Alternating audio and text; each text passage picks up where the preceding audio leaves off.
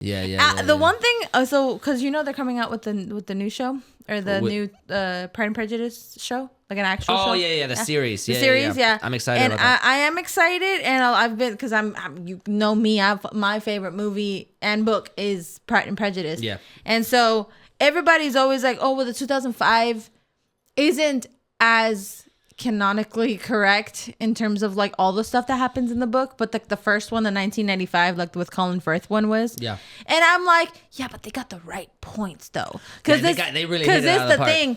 I've read that book in and out multiple times, and the stuff that they omitted was perfectly fine to omit. Like I'm fine with that because what you did manage to like constantly like get in that movie, in that like 2005 film, was the yearning.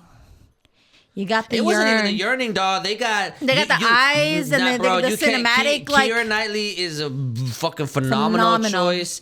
Not even that. Like if you don't get the mom right, Rosamund's also really, if you don't get the mom right, it's a problem because she is vital. Mrs. Bennett. Mrs. Bennett, you was gotta do perfect. If you don't get the dad right. I also think they did really. I mean, I think they casted the sisters really well because Lydia. Yeah, Lydia was great. And Kitty was fine. But the mom and dad are vital because they're secondary characters, but they set the tone for the background of what's happening. They set the tone. Like I think, and it's a good juxtaposition to how independent Lizzie is. To Lizzie, yes. You know what I mean?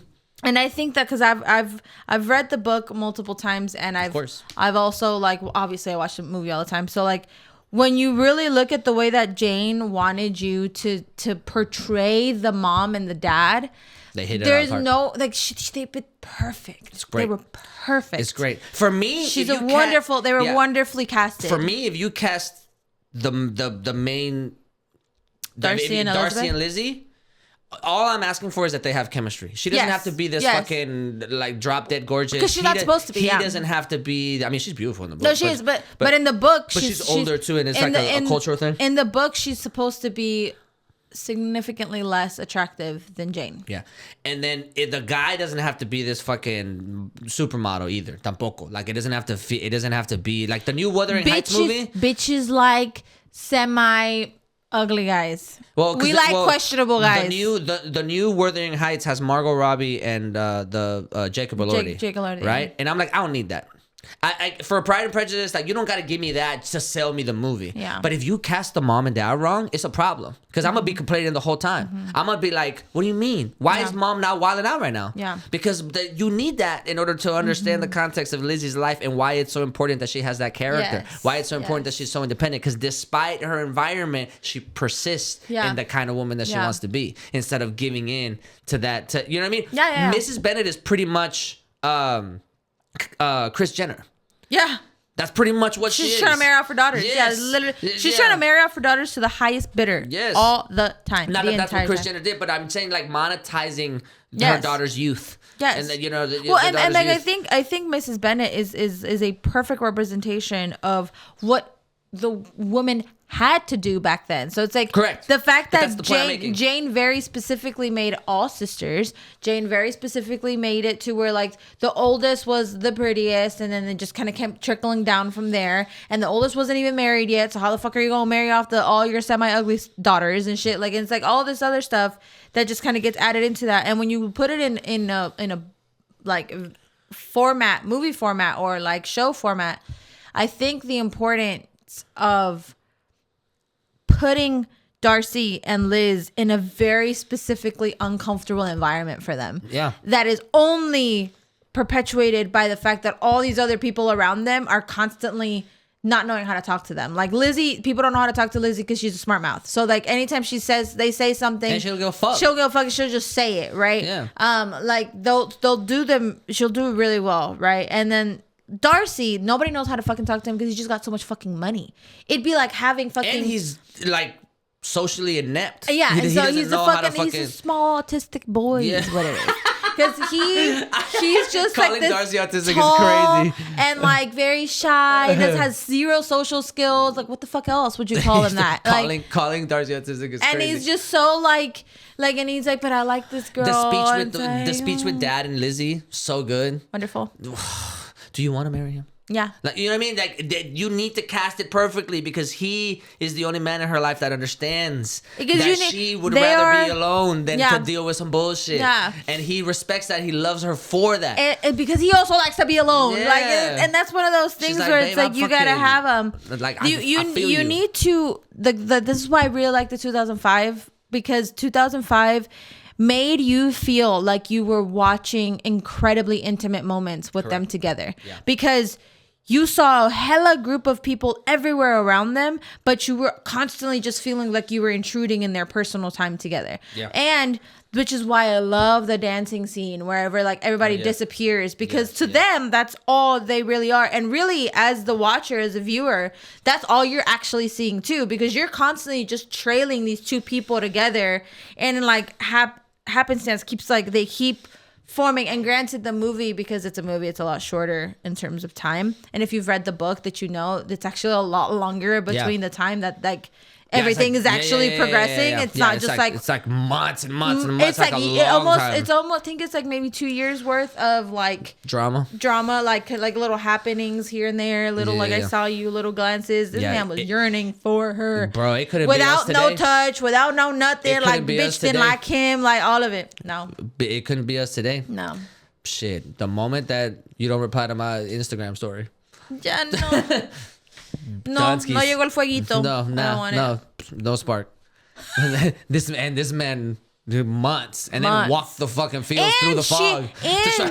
And she fucking tore his ass up when he proposed to him. She did. Because she said, "You gonna want?" I thought, well, thanks to what you just motherfucking said, I think you'll be just fine taking my rejection since I'm so inferior to you, is what she said. And he was like, period. That's not what I meant to say. Like, well, that's what you said, bitch. Pick your words better. Hey, don't be illiterate. Yeah.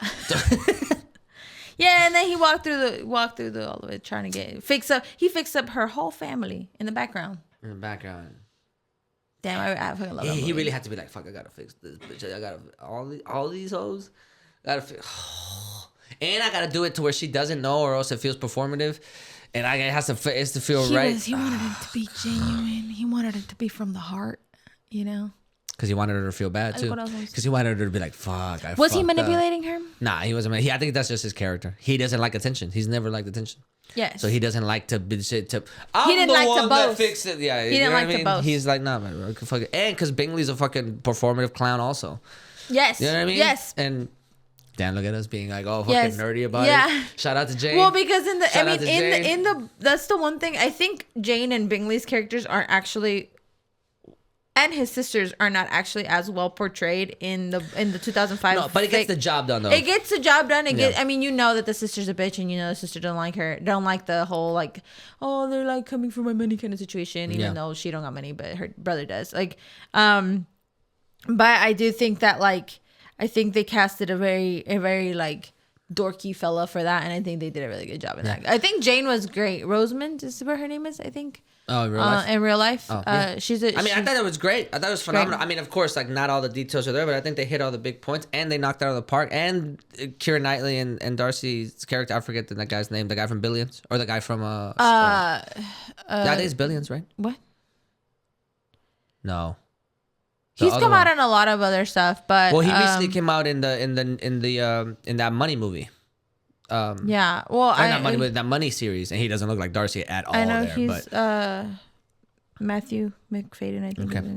Bueno, they did a good job, and it was good. I am excited. I forgot about the Pride and Prejudice series. It was good, but anyway, Scotland is where you. That's what if I had to have my way, I'd pick some rooftop in Italy somewhere. Italy? Mm-hmm. But are you like a summer or are you like a winter vibe? Because I want to go to the Scottish Highlands because I want to go during like I want it to be like cold, and I want it to be like moody and because my inspiration. You take me to Scotland, I'm just drinking whiskey all the entire time. And you get to stay in the castle. Scotch whiskey all day. Like you rent out the castle. Like you can go into like the castle itself is where you get to stay, and like the rooms are there, and then you just go down to the hall, have your dinner. And I would say Spain, but then it also feels like a little. It also feels like you're going back to the scene of the crime. Yeah, eso no you know está what I mean? Eso no está bien. Yeah. So esas no son cosas de Dios. You cannot do that. So I'm like, okay, but Spain is beautiful though. Like, yes, you know what I mean? But you cannot do that. But As a Mexican, yeah. Ay, qué horror. Yeah. Going to another Spanish-speaking country. Unless I marry a Spanish girl. Well, yes. Then I'm like, okay, that's really the only reason why. Let's go back to your city. But like, no. But if not, I just choose from Italy, and that feels a little performative too. So it's like when people say Hawaii, like, you know what I mean? Like, you're just going for the beautiful view, and I'm like, okay, fine. Me, it's got to, yeah. I wanna have my, because there's a lot of movies that I like that are in like the set of Scotland, like even like P.S. I Love You is P.S. I Love You in Ireland. Ireland. Oh, okay. Really, it's between both of those, Scotland or Ireland. Yeah. I think both. Which you gotta be careful because the Irish don't like the British. They don't fuck with the British at all. Yes, the I know. Irish do not. And I think they got beef. And I have this. I actually, with that knowledge in mind, I side more with the Irish, to be honest, than the Scottish, than British people, or than the UK in general. Yeah. And I would say. I mean, not the UK, the Britain, the island, including Scotland. I side with the Irish. They're a lot more like us. They are. Son peleoneros. They like to drink. They party. That would be they're a really all cool Catholics too. Pub situation. Yeah. They're all Catholics too. Did you know that there was a group of Irish people that got put on the boats to help fight the French, and they like turned sides. The French war. Against Mexico, and then when they got there, they were like, these women are fine. We just gonna stay here. And Mexico was like, look, if you trade over, we'll give you passage and you can stay here and you don't have to go back. And they were like, Ireland's fucked up. Like, we're not. And then like, you ever the potato famine? And then you have like las mestizas were already there and shit. And like and they were like, man, yeah, I'm staying here. These girls look good. This food is amazing. I'm not leaving. And then fast forward, you have Canelo Alvarez. Yes. There's a whole little group of region of Mexico where there's all redheads. Because the Irish were like, we're not leaving. Yeah. This is us. Yeah, like this is where we're staying, man. Aguántate. Like this is we're gonna be here.